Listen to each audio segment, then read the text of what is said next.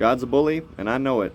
I've known it since I was a kid. How else could you explain something like a sacrificing of a child that you've waited 100 years for, and yet God calls you to kill him? Yet how does Abraham respond when God asks him to sacrifice his only son, the son with whom he's well pleased? God tells Abraham to take his son, his only son, and to sacrifice him there as a burnt offering on one of the mountains I will tell you about. Now Abraham, in all of his faith that was required to even obtain Isaac, is still obedient in this moment. He goes to the mountain, he worships before, and he brings assistance, and he does everything to the T. Isaac is a young man at this point, and he's familiar with tradition. He knows what's going on. Yet even Isaac trusts his father in this process. They reach the place, they get to the point where Abraham's going to sacrifice his son, and what happens? God says, never mind. So how could this God be good? Yes, Abraham has the faith, and yes, Isaac goes through with it all, but God, what is this testing for? Oh wait, maybe there's another son with whom someone is well pleased.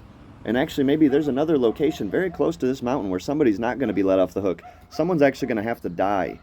And maybe, actually, God's not a bully. Maybe he's a father who's setting an example of what's going to happen with another son. But this time, there's no innocent ram to take his place.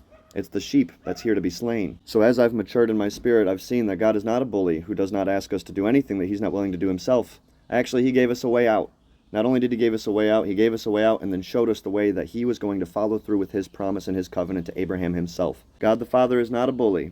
He restores Abraham, gives him his son back. He restores Job, gives him twice as much. He finds Joseph out of slavery, restores him to the kingdomships.